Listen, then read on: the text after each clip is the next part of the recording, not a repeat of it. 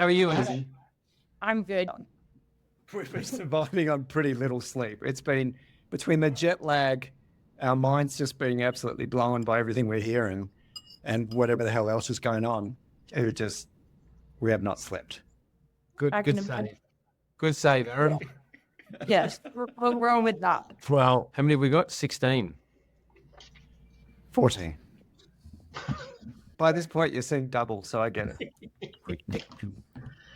Jack, you back? Hey guys, how are you? Bloody awesome. I think I just took an echo. Okay, I think we should be all right then. Right, do you want me to, can you hear it if I talked on? Nobody else heard one? No, I think we're all good. Is everything running well back home, Jack, Ash? I assume you're just taking care of business for us. Yeah. All right. Signed, sealed, and delivered. Don't worry. Sweet. Well, it has been -2 in Denver this morning when we kept off, so I was enjoying the Adelaide temps. That's just rude. We don't even get that cold. Mate, we got awesome weather this week. It's like prime. Cracked the Beach. double digits. Yeah. Jack and I were working from the beach, though. Yeah. Well, where should we start on the mission, Aaron? At the beginning. Hit the ball. What are we doing here? Who's with us? So there's 14 of us in the US right now, a mix of founders from South Australia and Queensland, along with a couple of investors and Don and I. And it's been a pretty intense schedule across San Francisco, down into Silicon Valley, and today in Denver. And my mind is absolutely blown. And the crazy thing is, like, despite the number of times I've done this trip and the amount of time I've spent in Silicon Valley, I had forgotten just how many mind-blowing conversations you have here. And like, it's been funny watching the delegates after every single event or meeting. They said, my God, that was the best session yet. Like, I'm still taking that in. And then next session, that was the best session yet. And as true as, an hour ago finishing up with a talk on AI, it's just been absolutely mind-blowing. Yeah, the Stanford's on 80,000 acres. Yes. Like, just the scale of the whole US environment is just incredible. The scale of the market, the scale of investment, the scale of thinking, it's just been phenomenal. And yeah, just a number of times you have conversations at a different pace, and it is like seeing over the horizon. And I think you just have to, like, for founders and investors in Australia, like, you can't do this remotely. You have to spend time here. But even then, it's not sufficient to simply spend time in the US. And it's not sufficient to simply spend time in Silicon Valley or the hubs like Denver. You have to be talking to the right people. And we've been very fortunate this week to go to the world's largest accelerator, one of the world's largest VCs, to hear from one of the world's top 50 AI experts. Like, it's just phenomenal, the insights that you gain, which completely change how you think about everything that you do and everything that's coming. I think I understand some of the stories you talk about, Ash, for your time in the US. I think I understand some of the discussions and ideas, because for this pace, that cultural environment would wash off, and in order to float to the top, so you're, in the best of your domain, you've got to operate at an incredibly fast level. Yeah, the pace is something that, unless you're there and you're living and breathing it, you can't articulate it in a way that anyone can understand it. It's just something you have to live and feel. It's London, I still think, is faster than Oz, but it is a step down in terms of pace from the US. And in particular, I think, your two coasts are those prime examples. And then Denver and Austin, I would say, are those other epicenters where your startup culture is really blooming as well. So after the talk with Joel, what's your thoughts on investing in AI companies?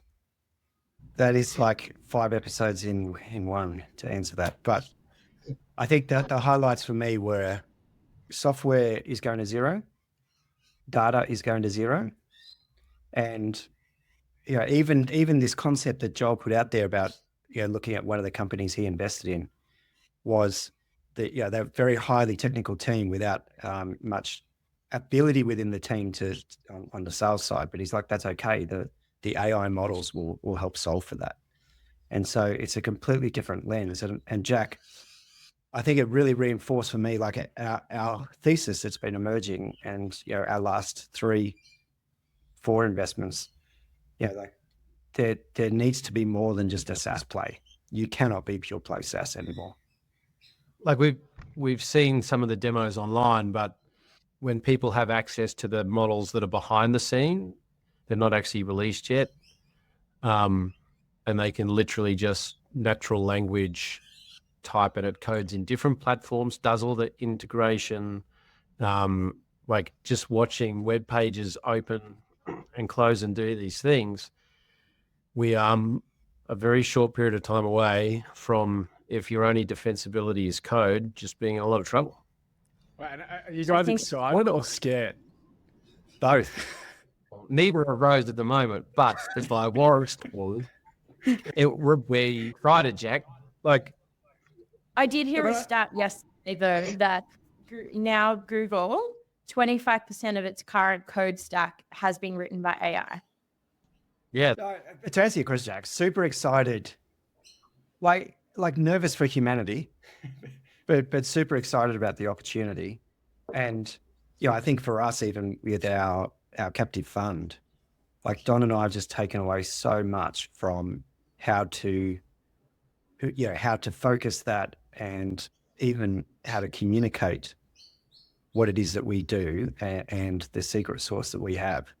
And so I'm super excited for Tribe, and I'm super excited in terms of understanding, where things are heading. So when we close the captive funds, we're all going next year, but it's going to be 2 weeks, not a week. all jokes aside, I was talking to a couple of the participants. I'm like, I'm just too old to do these things without the whole team, because the amount of energy and stuff to remember, and then this happened, and then this happened. It's the importance of making sure you take a whole lot of people on these things, because there's just things we're not going to be able to explain. Yeah. And and at very least, it slows everything down. I have taken pages of notes that I want to chat with you all about, and it's to that point, it's just you have to be here. Like, so I think it'll be sooner than this time next year. Ash, I think we'll be back here as a team very quickly and very regularly. Yeah, I definitely agree. And Jack and I had a chat about it maybe last week. But I made a promise to myself when I decided to stay in Oz that I would get back to New York every 18 months. And that was, the extreme of the time lapse I was willing to take, because I felt that if there was any bigger gap, my perspective on what good looks like, the pace at which you should be operating, the way you should be connecting those unobvious, unseen dots that create beautiful business, you'll just miss those opportunities. And I think to your point, Aaron, like just putting yourself in those environments, whether it's, Silicon Valley, SF, Stanford. I used to spend a lot of time at MIT covering our quant clients, and you just learned so much from being in these little pockets. 100%. Well, Ash, you're definitely going on the next trip. We definitely have to do East Coast. We got to get you guys to MIT. Well, we were having a bit of a chat about that, because, and maybe we've got to look at it every alternate year. Within 7 days, can you go Silicon Valley, Denver, New York? I think you really need a minimum of 10, which then for founders changes that dynamic a little bit in terms of how much time they can be away from their businesses and their co-founders. But I'd love to get back to, like, compare, if we think Silicon Valley is fast and energetic, open and collaborative, what's New York? I think it definitely depends on your domain in terms of whether New York or SF or Austin or Denver is where you should base yourself, or where you should have your office, or where your people are. But like from a fintech perspective, New York was always pushing ahead, and the pace there in finance, and I've never seen anything like it in every other office I've been to, had exposure to.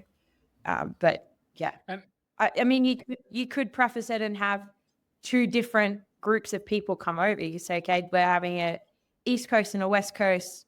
Pick which one you want to come to. If you want to come to both, great. We're going to be over there for 2 weeks. Oh, yeah, but just to explain it for me. So I've only done business in Australia. Is it just the pace at which deals are done? Oh, it's everything. Like if you think about when I saw your job ad, I replied to the job ad immediately. Within 24 hours, I'd send Aaron an email following up on that. After every meeting, I'd send a follow-up email. Then I followed up with you, Jack, personally saying thank you for the coffee. Then you replied to me. I replied again. And like all of those short time spans were probably, I was making a conscious choice to get that done within the hour of receiving it. And so it's just like little etiquette things in terms of I'm very, very, very rarely, unless I've missed an email, will take longer than 24 hours to respond. And if I'm up against that 24-hour period, that's because I'm waiting for someone else to give me a data point to answer that email. And it's just the pace at which you move and you have to function. And you have to be able to take 1,000 pieces of information from all different domains and be able to synthesize that into how it's relevant for your end client in the space of like a 30-second window in your brain. I think that's the biggest thing that I've noticed is the difference in which the pace at which you have to ingest, synthesize, analyze, and then articulate complex ideas. That's what I think my biggest learning was from my time there. Yeah, I think part of it is cultural, like the fact that over here you have to start with a punchline, whereas Aussies build the whole narrative first to get to the point. But yeah, the other thing we heard a lot this week, and it actually was general manager from Silicon Valley Bank said, if a founder doesn't respond within 3 days, she just writes them off because they can't, to her, and the interpretation is can't execute.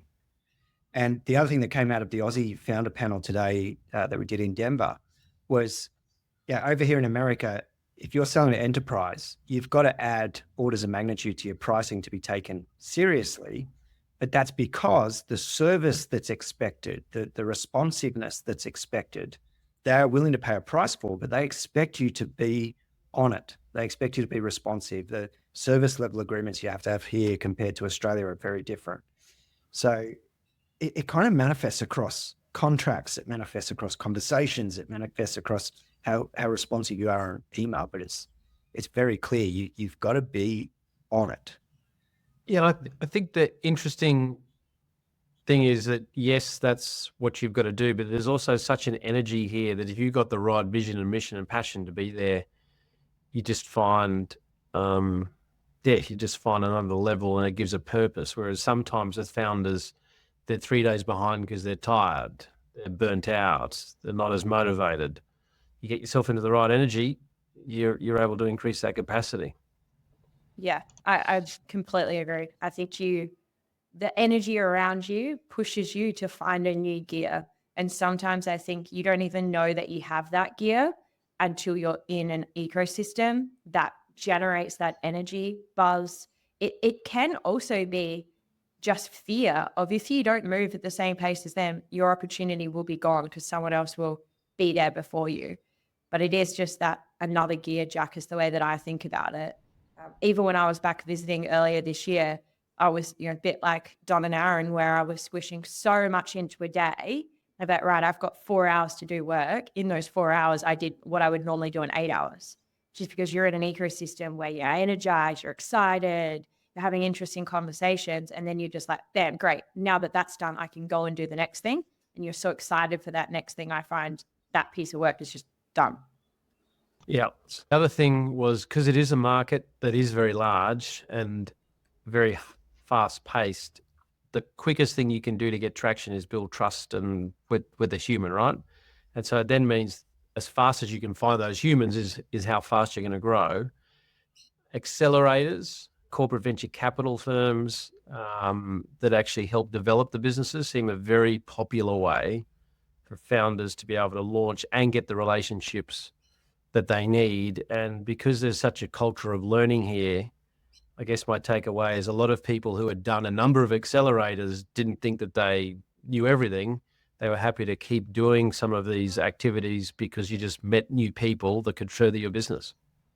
Yeah, and the other thing that stood out was the importance of channels, the size of the market and the need for those relationships. But pretty much every Aussie founder reiterated that all week. If you're B2B or even B2C, having channel partners to on the distribution side and getting to market was critical. And some channel partners can turn into like strategic investors. It was interesting. One of the founders here said that they were told doing a deal with one strategic can often send a bad message because, like, why did you need to take their money? But if you've got more than one strategic, 2 or 3, then investors see that you are anointed effectively by the market. Actually, going back to your question before, Jack, one of the participants at our dinner was talking about interacting with Jason C during the dinner. And Jason was like, pitch me, come on, pitch me your startup, pitch me. And his founder was like, what the fuck? I just walked in, like, what, we're having dinner, what? But it was one of the founders on the panel today in Denver explained it in a way I haven't heard it before. And he said, all Americans are like that. They want to be pitched to because it gives them a sense of importance. And so Americans actually want to be sold to because it makes them feel important. And it's a completely different flip to Australia. And so I was saying over here, the sales, like that sales dynamic is quite different. And so I thought, I just love that framing. It was a little unlock for me. It's like, yeah, that they have this, like, pitch me, tell me what you're doing. They like to be smoothed. You know, like I've had to very much turn down my salesy since moving back. You know, and even sometimes Jack's like, well, you've written that way too salesy. And I'm like, okay, we'll go again. But they do. It's you got to figure out what they want, how they want to feel important. And yeah, I think the biggest thing that out of what you just said that I'm taking away is, again, it's that punchline.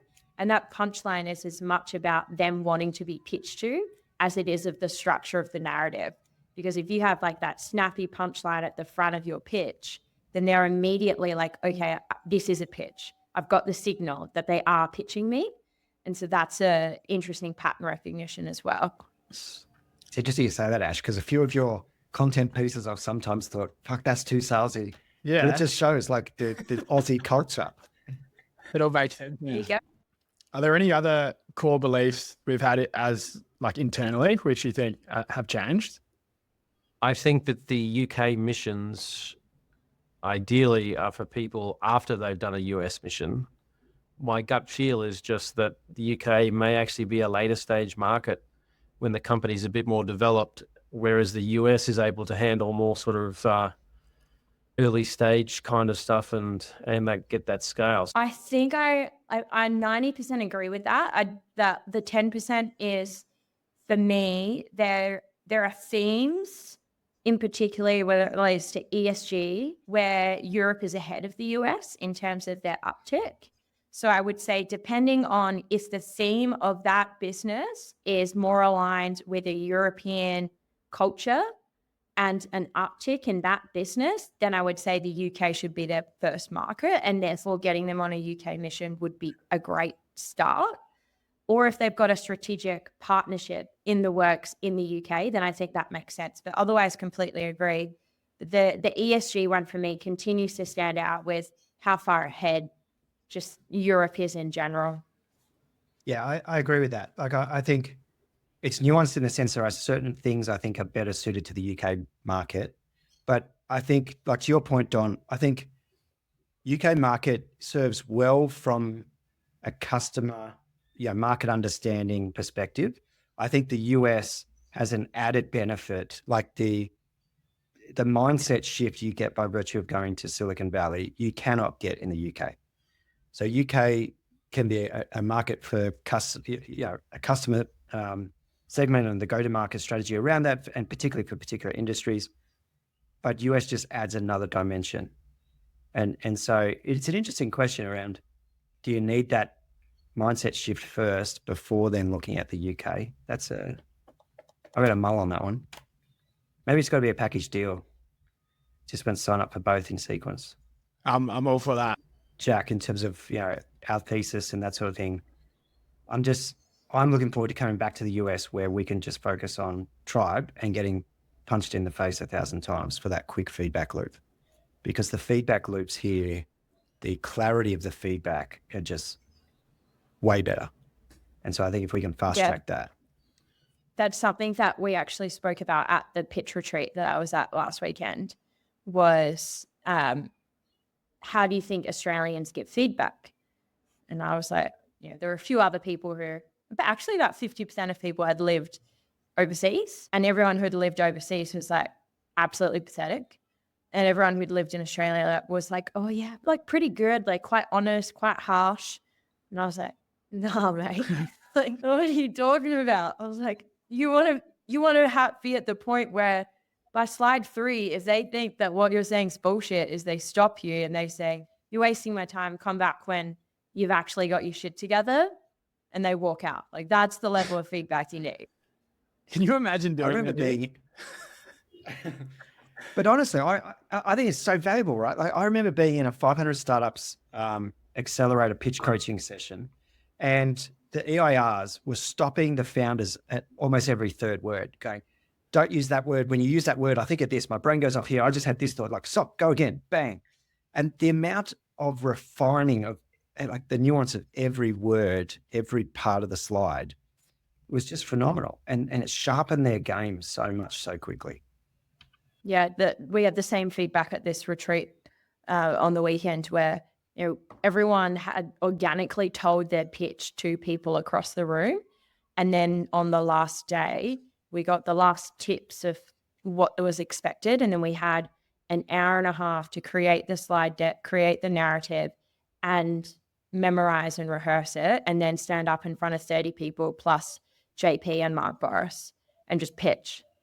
And they would stop you and go, okay, let's go try that bit again, or the feedback was like very rapid, and then you just have to respond Q&A midway through, put you completely off your flow, etc.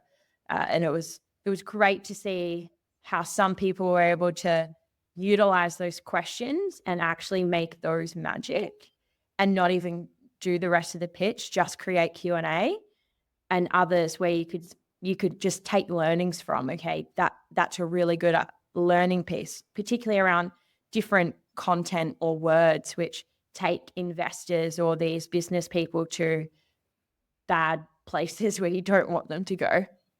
100%. I think another big insight was how Silicon Valley investors in particular are thinking at the moment.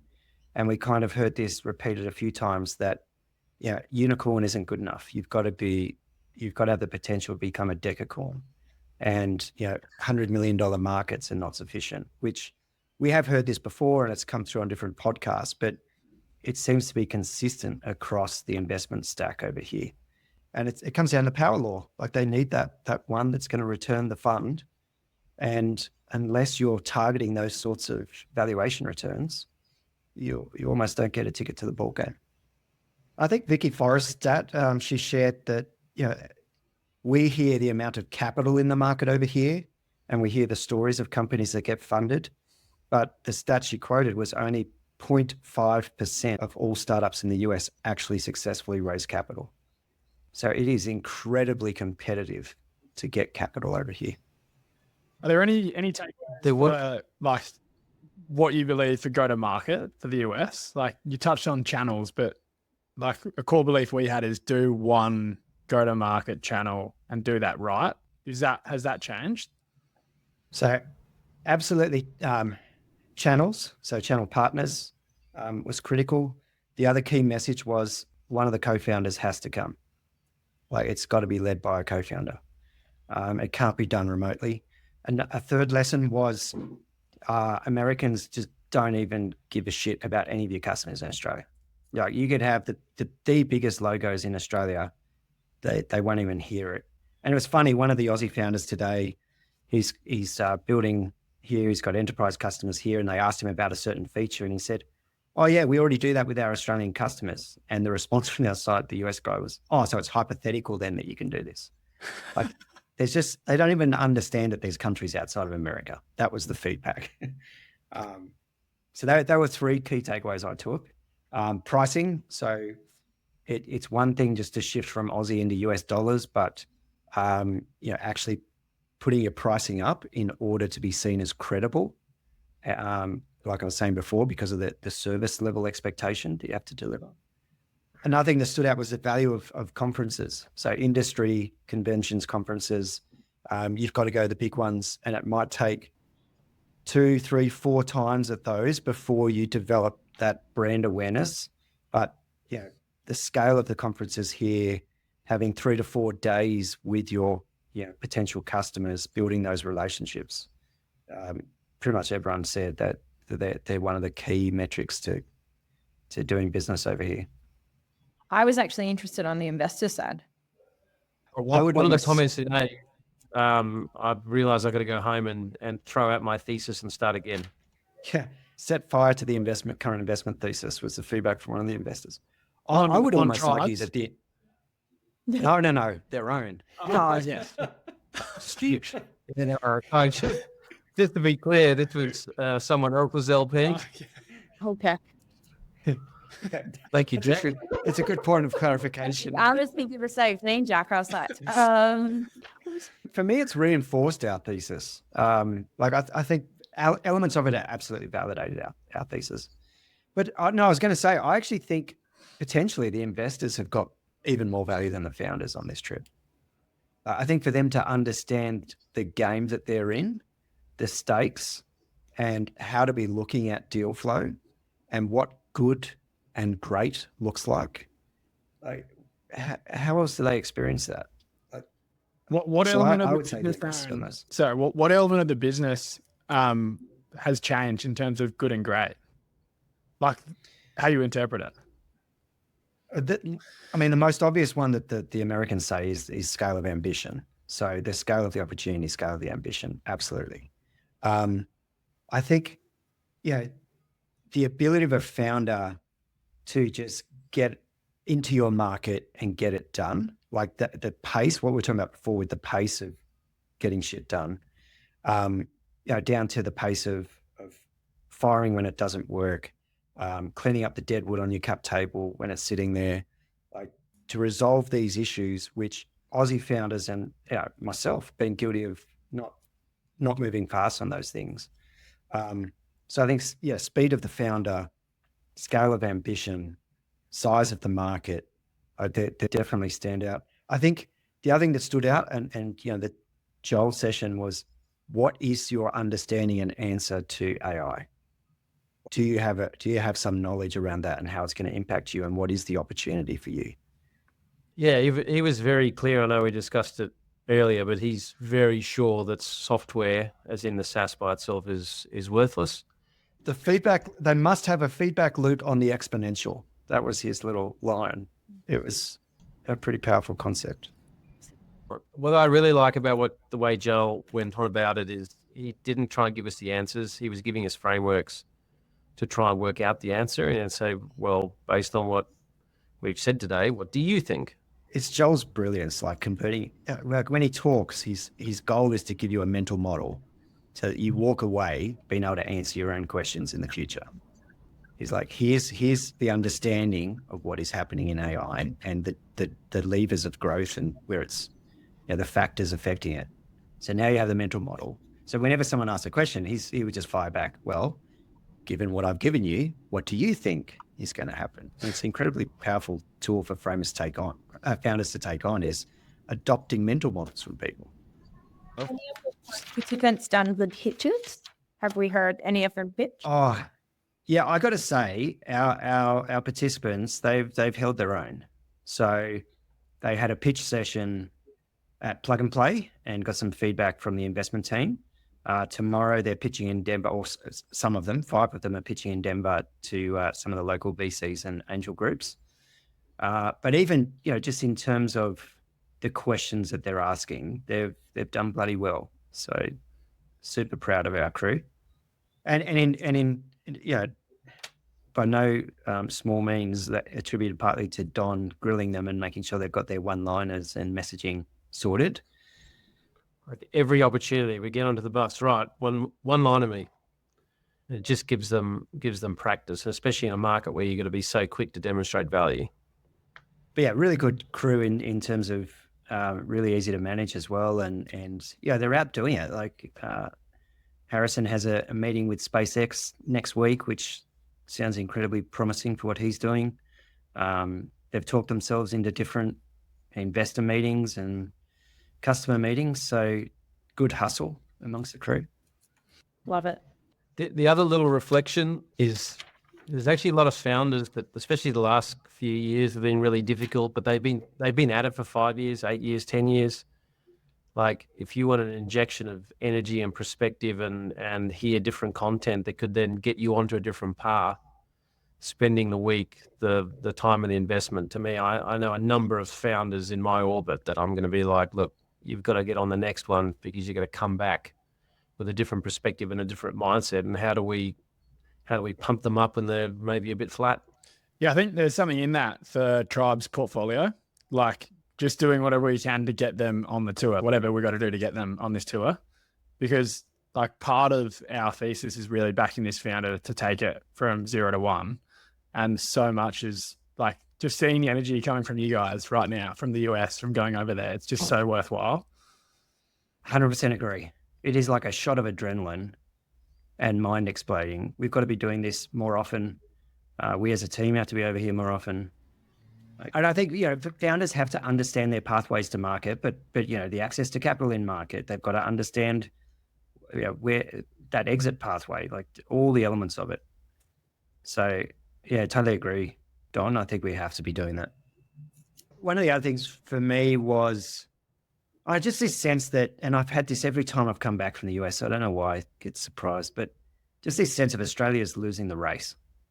And Joel talked about this in the context of AI. He is like, fucking Australia is doing nothing. And from a sovereign security point of view, talent, everything, we are just so fucking far behind. And I don't know how to fix that, but it's just very noticeable. And even, places like Denver with the support that they offer and helping companies enter. And what was it one of the founders was saying today, like got a $5 million funding support to enter the market here as opposed to somewhere else. Like the rest of the world is just hoovering up our talent and Australia just has nothing by comparison. So I think, that was a little reminder that this is a global sport. The other thing that stood out for me is collaboration. So in Australia, we rarely see true collaboration. Competitors are very competitive, but even in the ecosystem, we tend to see a lot of competition. Whereas over here, there's a genuine spirit of how can I help, a proactive follow-up to help you make connections, do everything, and then genuine openness to collaborate, like meaningful collaboration. And different founders during the week said that they would catch up with CEOs of competing companies and compare notes and look at how they can work together. And that's really refreshing. And it doesn't seem to be just a token thing. Like it seems very genuine. Agreed. I'm going through my notes to see what else. So Don wants to go to Stanford. We know that. Yeah. I'm convinced too, Ash. Can't believe you got the bloody flags. Where they got the Stanford flags. Yeah, right up the flags. Well, what I'm going to do is these 3 flags for listeners at home. Let's just imagine the marching band comes on. I'm going to put one above each of my children's bed. So it's subliminally soaks in. You need to start saving, mate. Well, there's a hack that if you're employed there for at least 2 years, that gets you access to the family tuition fund. You resign to work at Stanford. Does that mean you're going to try to get a job there? How Yeah, track and field. I feel like that, no. Oh, it doesn't mean cartwheel. We might get in. That is true. I can confirm that. Oh, that's something we haven't seen yet this trip is the cartwheel. Oh, it's promised karaoke tonight. Oh, true. Shit, I've got to look that up. So what, compared to UK, you think this trip is just twice as good? It's got a whole other element to it. It just adds. Like the bank manager, she fucking loved her job and she was entrepreneurial and she invested in startups And Christmas Day, a big client needed something. She was in it, and she's talking about Twitter and like just so passionate. It's just this energy that wants you to succeed. Can you speak for us? Like, what are the stuff we got to do differently that's just totally changed your mindset? Well, I think there is a missed opportunity in the US to learn from the US, because how are we different? And it's not how we different in how we help, but we've got to be able to demonstrate that we do have the differentiated deal flow and we have a differentiated way of choosing. Yeah. So some of our IP of how we choose deals and how we look at deals and whatever else, I think has to stand up, because we've got to leap off the page. Yeah, I think we need really strong and clear differentiation across the whole 5 elements from see, pick, win, support, and exit. And like we need to spend a fuckload more time here, because we have to, everything we can learn from here will help us be better investors and also help with the differentiation. There's some very basic things we have to do, like signing up to Silicon Valley Bank's VC programs. I think we should be doing the VC University program. There's a few other things that we can just plug in. Like Columbia has one as well. Yeah, I think there's the educational element in terms of, okay, they've been at the game longer, we can learn, but the network element, I think, is something. The other big one for me, and Don and I have been chatting about a lot this week, is tapping the Aussie network over here to invest in the fund. I can put it in the Aussies in New York one as well. Yeah, those sort of networks. I actually think my gut feel, it's probably going to be easier raising from Aussies over here than it is from Aussies back home. Yeah. It's still going to be a fuck ton of work. Yeah. So the other piece of feedback I got was that I should pitch the 3 of you what I pitched on the weekend, so you get a sense of how I set the scenes. The majority of my pitch was around setting the scene of why the Australian startup ecosystem is untapped and there's major opportunity to get outsized returns. And the entire premise was, I just want 15 minutes in your diary for our team to walk you through our investment thesis.